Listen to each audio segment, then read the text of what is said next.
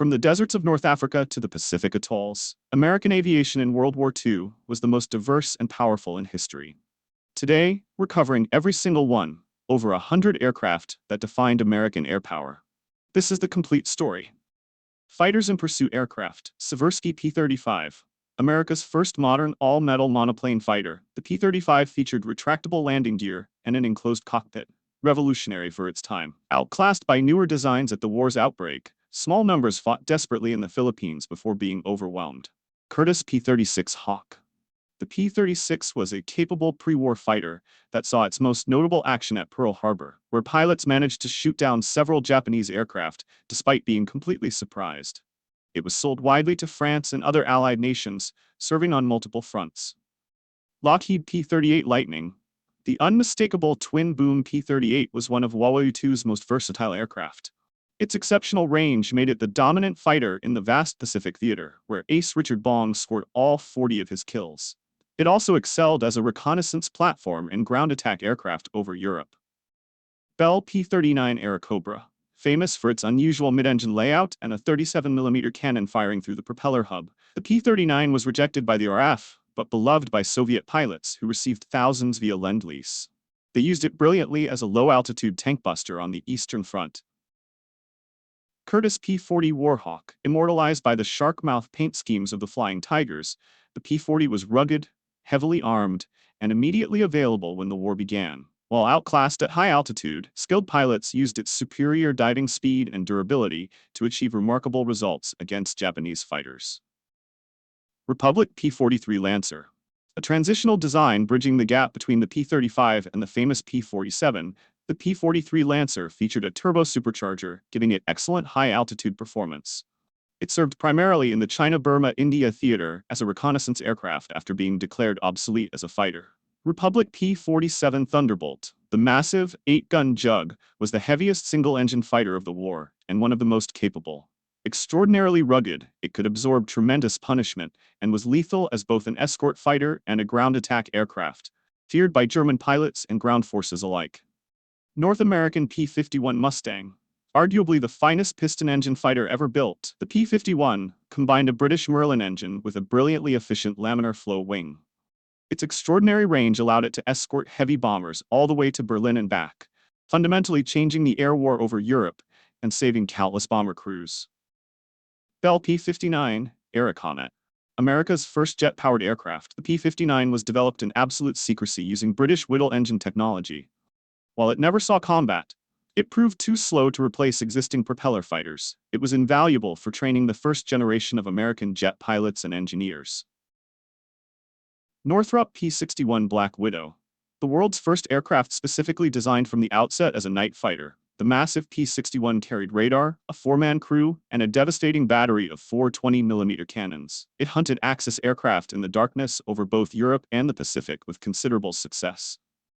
Bell P-63 King Cobra. A significantly improved evolution of the P-39 Airacobra, the P-63 featured a laminar flow wing and a more powerful engine. The U.S. Army Air Forces used it mainly as a training aircraft, while the Soviet Union received the vast majority through Lend-Lease, deploying it effectively on the Eastern Front. North American P-64.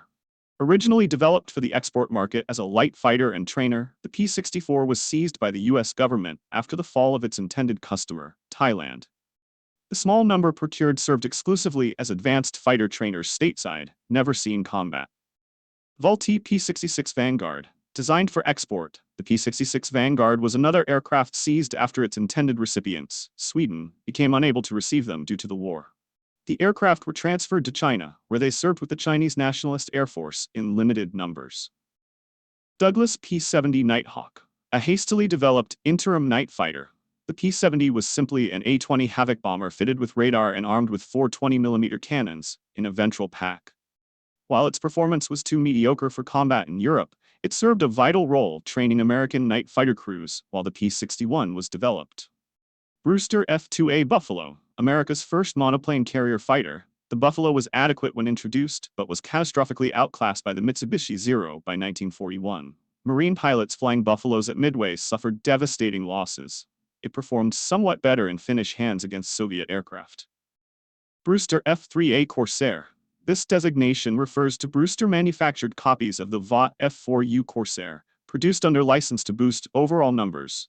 Brewster's notoriously poor quality control resulted in aircraft plagued with defects, leading to the company's contracts being cancelled and its factory ultimately shut down. Grumman F4F Wildcat.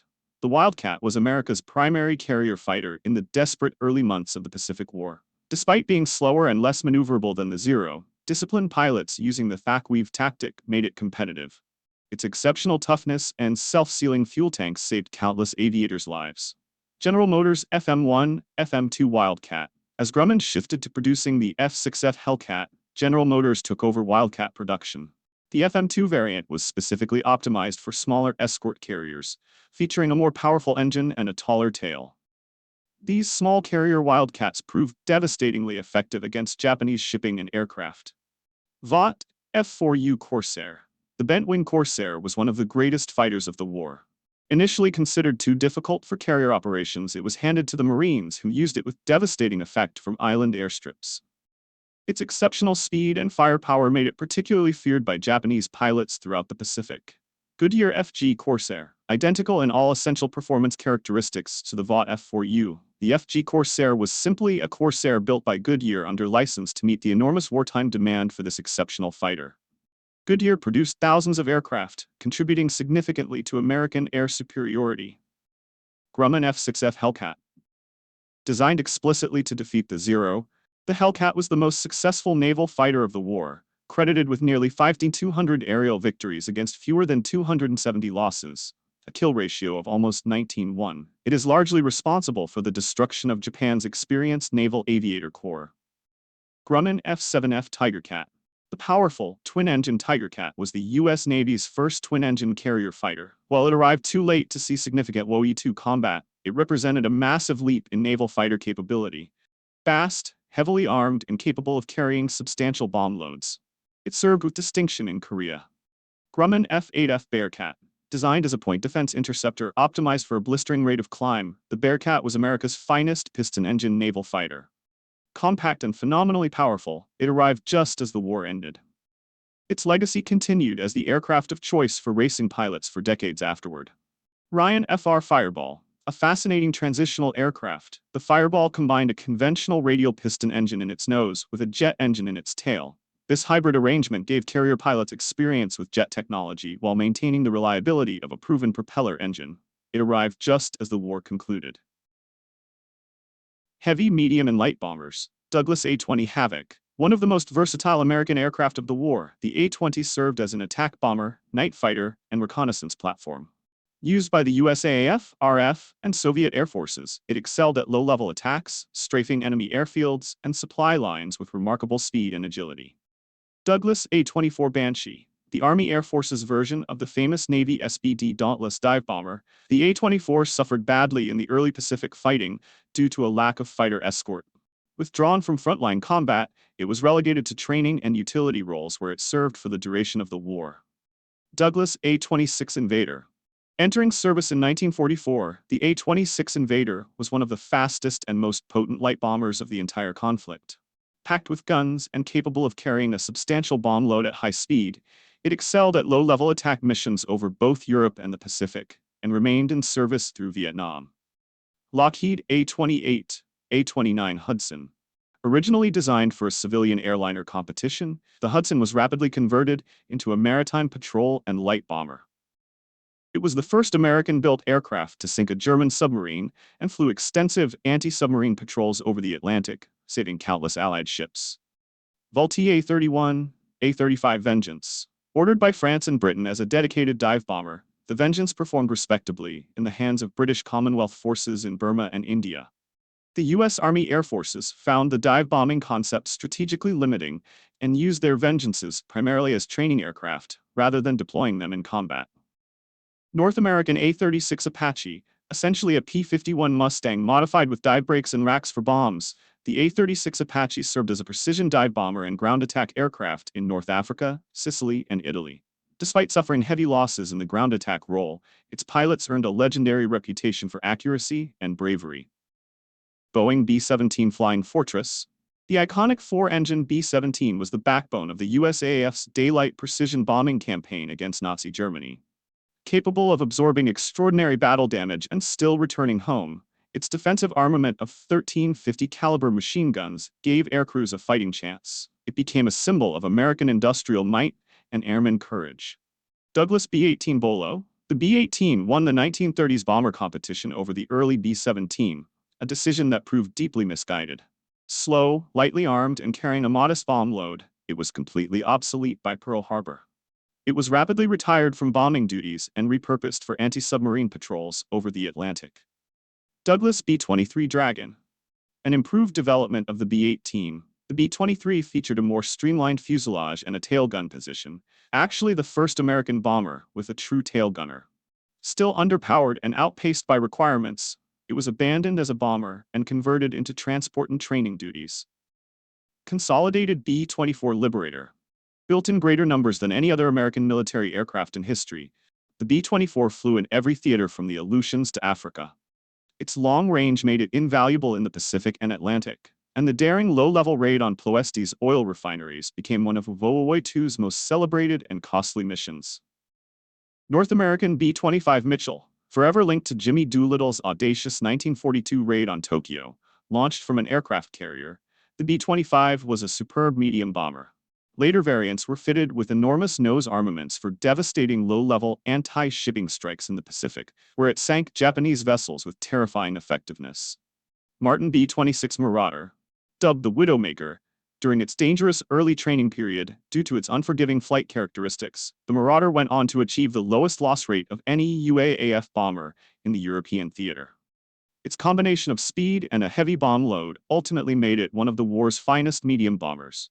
Boeing B-29 Superfortress. The most technologically advanced bomber of the entire war, the B-29 featured a pressurized crew compartment, remote-controlled gun turrets, and a range that allowed it to bomb Japan from bases in the Marianas. It dropped the atomic bombs on Hiroshima and Nagasaki, directly ending the war. Consolidated B-32 Dominator. Developed concurrently with the B-29 as a backup in case the Superfortress program failed, the Dominator arrived too late to contribute significantly to the war. It flew its last combat missions, against Japanese fighters, on the very day the Japanese surrender was announced, making it one of history's final combatants. Lockheed B-34 Lexington. A militarized version of the Lockheed Ventura transport, the B-34 Lexington served primarily with the U.S. Navy in maritime patrol and anti-submarine roles, rather than as a conventional bomber. The vast majority of its combat flying was conducted over the Atlantic, hunting German U-boats threatening Allied supply lines. Naval strike, dive bombers and torpedo bombers. Brewster SBA-SBN, early pre-war scout bomber designs that never reached operational maturity. The SBA and SBN represented America's first attempts at modern monoplane carrier bombers. Both were plagued by Brewster's production issues, and were quickly superseded by more capable designs before they could see meaningful service. VOT SB-2U Vindicator. America's first monoplane carrier dive bomber, the Vindicator was already obsolete when the war began. Marine pilots flew it with great courage at the Battle of Midway, suffering severe losses against Japanese fighters. The survivors called it wind indicator and vibrator, testament to its limitations. Curtiss SB-2C Helldiver. Despite a troubled development that earned it the nickname son of a bitch second class, the Helldiver ultimately replaced the Dauntless and became the standard carrier dive bomber for the final year of the war. It sank more Japanese shipping than any other carrier-based aircraft, despite always being controversial among its crews. Douglas SBD Dauntless. The Dauntless achieved one of the most decisive moments in naval history at the Battle of Midway, where its dive-bombing attacks sank 4 Japanese fleet carriers in a single morning and turned the tide of the Pacific War. Slow and outdated, its accuracy and the courage of its crews made it indispensable. Douglas TBD Devastator. The first all-metal monoplane torpedo bomber to operate from U.S. carriers, the TBD was catastrophically obsolete by 1942. At Midway, 35 of the 41 Devastators launched were shot down, their slow, straight torpedo runs making them sitting targets. Their sacrifice distracted Japanese fighters and made the dauntless attack possible. Grumman TBF Avenger. The Avenger entered combat at Midway in disaster. 5 of 6 aircraft were shot down on their first mission, but it recovered to become one of the finest torpedo bombers of the war. Large, powerful, and capable of carrying a full-size torpedo internally, it sank the super battleships Yamato and Musashi. General Motors TBM Avenger. As Grumman shifted focus to the F-6F Hellcat, General Motors produced the overwhelming majority of all Avengers built during the war. The TBM was mechanically identical to its Grumman-built counterpart, and flew the same combat missions in every Pacific theater engagement, earning an equally distinguished record. Patrol, anti-submarine, and flying boats. Consolidated PBY Catalina.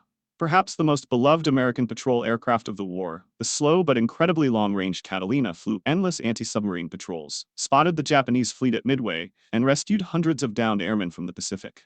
Its crews called their dangerous, lonely missions Black Cat raids. Consolidated PB-2Y Coronado, a large, four-engine flying boat successor to the PBY. The Coronado proved too complex and maintenance-intensive for frontline patrol work. Most were converted to transport duties, flying critical personnel and cargo across ocean routes where no land-based aircraft could operate. Consolidated PB-4Y-1 Liberator. Simply a B-24 Liberator adapted for Navy maritime patrol, the PB-4Y-1 proved exceptionally effective against German U-boats over the Atlantic, finally closing the deadly Black Gap in the mid-Atlantic, where submarines had previously operated with impunity. Consolidated PB-4Y-2 Privateer. A significantly modified Navy-specific development of the Liberator, the Privateer featured a single tail fin, lengthened fuselage, and was optimized for low-level maritime work. It hunted submarines and enemy shipping with great effectiveness and introduced early guided anti-ship missiles in combat. Martin PBM Mariner. The twin-engine Mariner was the Navy's primary patrol flying boat alongside the PBY. Larger and faster than the Catalina, it conducted anti-submarine patrols across both the Atlantic and Pacific.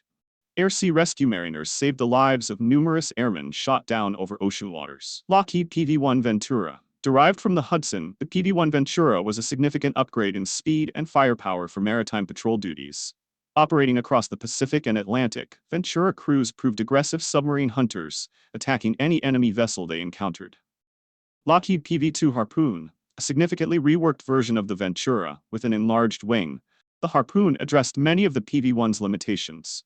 It served primarily in the Pacific's northern regions, including extensive operations over the Aleutian Islands against Japanese shipping and installations. Grumman J-2F Duck. An amphibious biplane that looks straight out of the 1920s, the Duck nonetheless served throughout the entire war in utility, liaison, and air-sea rescue roles.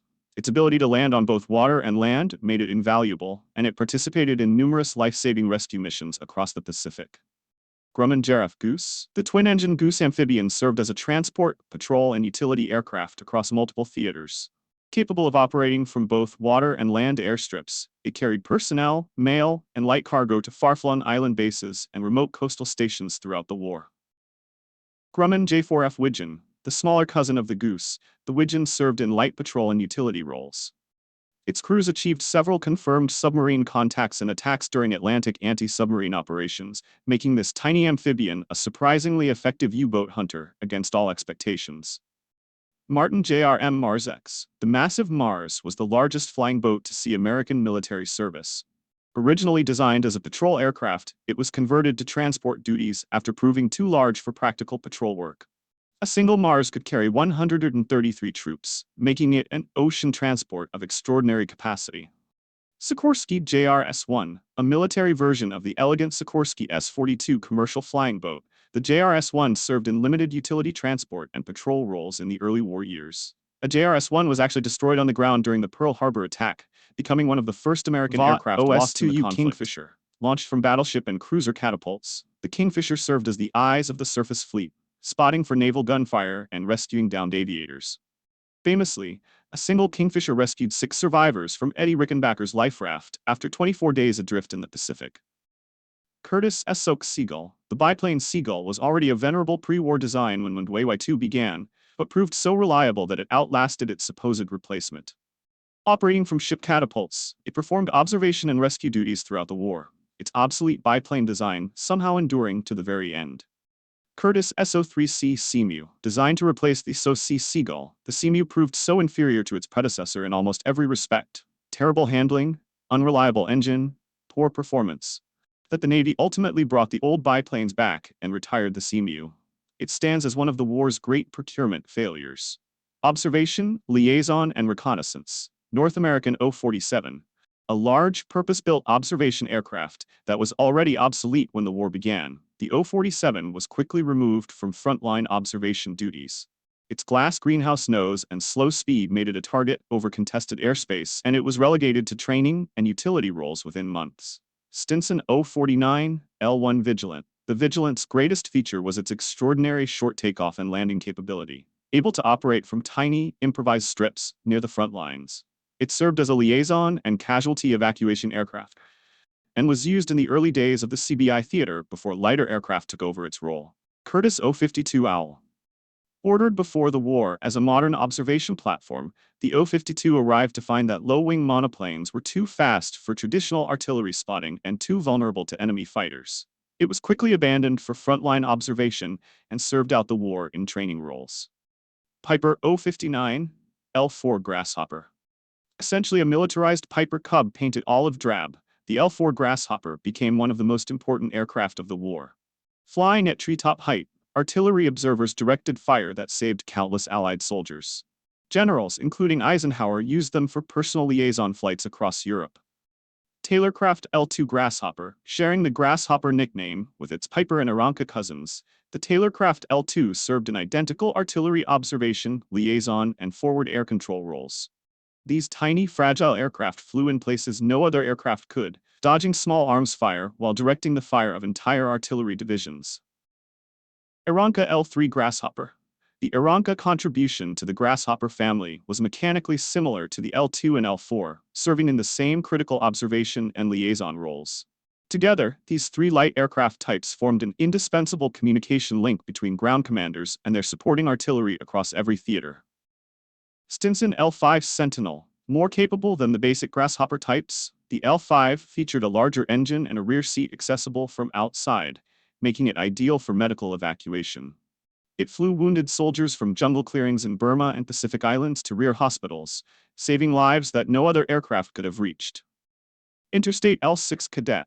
A small liaison aircraft produced in limited numbers, the L-6 served in the same observation and communication roles as other light aircraft.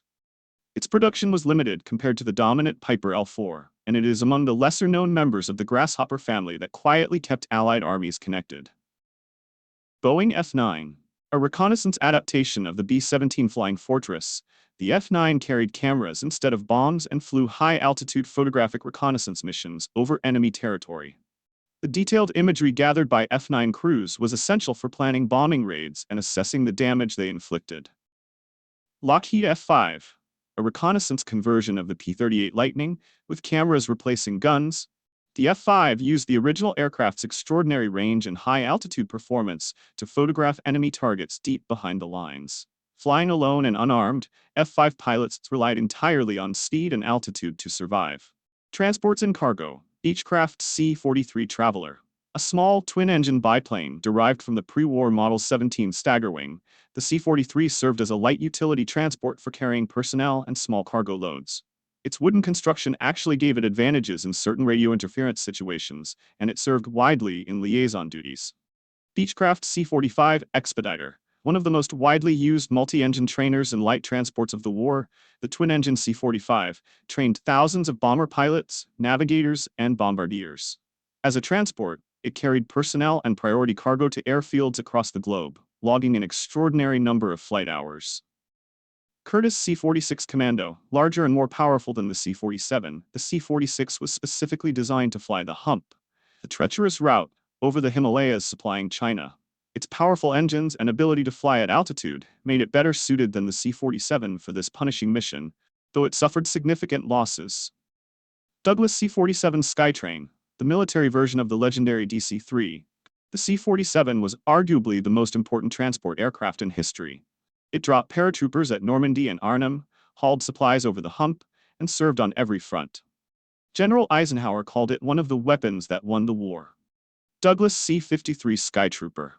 A dedicated troop carrier variant of the C-47 optimized for paratrooper and airborne infantry operations, the C-53 traded the cargo door and floor reinforcement for troop seating along its fuselage sides. It dropped Allied paratroopers in Sicily, Italy, Normandy, southern France, and Operation Market Garden. Douglas C-54 Skymaster. A massive four-engine transport derived from the DC-4 airliner, the C-54 was America's premier long-range strategic transport. It flew President Roosevelt to Casablanca, Tehran, and Yalta. The Berlin airlift later depended on C-54s, which flew thousands of sorties supplying the blockaded city. Lockheed C-56, C-60 Lodestar. Derived from the commercial Model 18 airliner, the Lodestar served as a fast personnel and light cargo transport. Faster than the C-47, it was popular for moving high-priority personnel and time-sensitive cargo to forward areas, serving across the Pacific and in the CBI theater. Nordine C-64 Norseman, a rugged Canadian bushplane adopted by the USAAF for utility duties in remote areas. The Norseman could operate on wheels, floats, or skis. It is tragically remembered as the aircraft in which Glenn Miller disappeared over the English Channel in December 1944. Lockheed C-69 Constellation, arguably the most beautiful airliner of its era, the Constellation was pressed into military transport service before commercial operations could begin. The handful that entered service flew priority personnel across continents at unprecedented speed and comfort, establishing the template for post-war commercial aviation. Curtiss C-76 Caravan, an ambitious but failed attempt to build a large transport from non-strategic materials, primarily wood, to conserve aluminum, the wooden Caravan suffered severe structural problems during testing. The program was canceled before meaningful production, leaving the aluminum C-46 and C-47 to handle heavy transport duties. Consolidated C-87 Liberator Express, a transport conversion of the B-24 Liberator bomber. The C-87 was fast and long-ranged, making it ideal for priority cargo and personnel on intercontinental routes. However, its bomber heritage made it cramped and uncomfortable for passengers, and it retained the Liberator's notorious fuel system fire risk. Boeing C-97 Stratofreighter. Derived from the B-29 Superfortress, the massive C-97 was the U.S.'s largest transport at war's end. With a double-bubble fuselage providing enormous cargo capacity, it arrived too late for combat, but established the design lineage that would evolve directly into the post-war Boeing 377 Stratocruiser airliner. Consolidated C-109, a specialized fuel tanker conversion of the B-24 Liberator. The C-109 was created specifically to haul aviation fuel over the Himalayas to supply the B-29s bombing Japan from Chinese bases. With its bomb bays filled with fuel tanks, it was an extraordinarily dangerous aircraft. Crews called it a flying bomb. Primary basic and advanced trainers, Boeing Stearman PT-13, PT-17, Cadet. The beloved yellow Stearman biplane trained more American military pilots than any other aircraft. Students either mastered its unforgiving but honest handling or washed out, making it the essential first filter for America's massive wartime pilot training program. Its distinctive shape became synonymous with American aviation education. Fairchild PT-19, PT-26. Cornell, a low-wing monoplane primary trainer, the Cornell offered students their first experience of a configuration closer to what they would eventually fly in combat. Its gentle, predictable handling made it an effective teaching tool, and it was widely exported to Allied nations, particularly Canada, training pilots under the British Commonwealth Air Training Plan. Ryan PT-21, PT-22. Recruit. Built by the same company that produced Lindbergh's Spirit of St. Louis, the Ryan Recruit was a metal construction primary trainer that replaced early fabric-covered predecessors. Its stable but responsive handling made it an effective bridge between basic instruction and the more demanding advanced training aircraft that followed. North American BT-9, BT-14. The BT-9 and BT-14 were basic trainers that formed the crucial intermediate step between primary biplane training and advanced single-engine aircraft. They introduced students to retractable landing gear, variable pitch propellers, and more powerful engines, the systems they would manage in combat. Vultee BT-13, BT-15 Valiant. Known universally as the Vibrator due to its rattling airframe, the BT-13 was nonetheless the primary basic trainer for the USAAF. Students graduating from the Stearman encountered a significantly more powerful and demanding aircraft, preparing them psychologically and technically for the advanced phase of training. North American AT-6 Texan. The Texan was the final and most important step before combat assignment, used to train fighter, bomber, and attack pilots alike. So realistic was its experience that Japanese A6M0 pilots reportedly said that Texan-trained American flyers were the most skilled opponents they faced. Variants served in virtually every Allied Air Force. Beechcraft AT-7 Navigator. A dedicated navigation trainer derived from the twin-engine Model 18, the AT-7 carried an instructor and multiple student navigators simultaneously, with individual navigation stations along the fuselage. It trained the thousands of bombardment navigators essential to the USAAF's precision bombing campaigns. Cessna AT-8, AT-7 Bobcat. Nicknamed the Bamboo Bomber for its wooden fabric construction, the twin-engine Bobcat trained student pilots in multi-engine operations. While modest in performance, it introduced the critical transition from single-engine to multi-engine handling that most bomber and transport pilots needed to master. Curtiss-Wright AT-9 Jeep. Deliberately designed to be a challenging transition trainer, the AT-9 had demanding handling characteristics, particularly on engine failure, to better prepare pilots for demanding twin-engine combat aircraft. Its difficulty meant that students who mastered it were genuinely ready for the demanding combat types they would fly next. Beechcraft AT-10 Wichita. Built primarily from wood to conserve strategic aluminum, the AT-10 was a conventional twin-engine advanced trainer. Its wooden construction created maintenance challenges in humid climates, but it successfully trained thousands of multi-engine pilots and served in large numbers at training bases across the continental United States. Beechcraft AT-11 Kansan. A bombardier and navigator training version of the Model 18, the AT-11 featured a glazed nose accommodating a Norden bomb sight and gave student bombardiers actual practice dropping practice bombs. The vast majority of USAAF bombardiers who flew over Germany and Japan took their training in an AT-11. Republic AT-12 Guardsman, a two-seat advanced trainer derived from the export P-43 Lancer fighter, the AT-12 Guardsman gave advanced students experience in a high-performance aircraft closely related to a frontline fighter. It was used in small numbers for specialized transition training before newer dedicated advanced trainers became available. Fairchild AT-21 Gunner. A purpose-built flexible gunnery trainer, the AT-21 carried multiple student aerial gunners simultaneously, each practicing tracking and firing at simulated targets.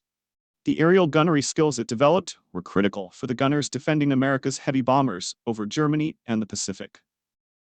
Military gliders and rotorcraft. Waco CG-3. One of the earliest American military gliders, the CG-3 was an experimental design used to develop the tactics and training programs for what would become America's airborne glider forces. It paved the way for the far more capable designs that would eventually carry troops into combat. Waco CG-4A Hadrian. The most important American military glider, the CG-4A carried 13 troops, or a jeep and crew silently into battle. It delivered troops at Normandy, southern France, Holland, and across the Rhine, and supplied besieged forces at Bastogne. Over 13,000 were built, making it the most produced American glider in history. Waco CG-13, a larger successor to the CG-4A, the CG-13 could carry up to 40 troops or heavier equipment like artillery pieces and light tanks. Though it arrived too late to participate in major European operations, it served in the final Pacific campaigns and represented a significant step toward larger combat glider capability. Waco CG-15, a refined, improved version of the CG-4A with a stronger structure and better pilot visibility. The CG-15 arrived near war's end and did not see significant combat operations. The end of major airborne assaults in Europe reduced the urgency for additional glider types, limiting its operational impact.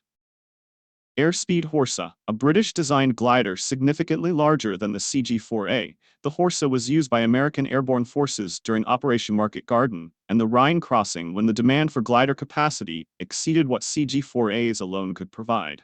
Its larger capacity allowed heavier weapons and vehicles to be delivered by glider. Sikorsky R-4 Hoverfly, a landmark in aviation history, the R-4 was the world's first helicopter to enter mass production and the first to see military service. Its initial missions included a dramatic rescue of 4 men from a crashed aircraft in Burma, the world's first combat helicopter rescue, proving the military value of rotary wing aircraft. Sikorsky R-6 Hoverfly II, an improved, cleaner design development of the R-4 with better performance and visibility. The R-6 continued developing American military helicopter capability as the war closed. While arriving too late for widespread combat use, it provided invaluable data for the helicopter programs that would transform military operations in Korea and beyond.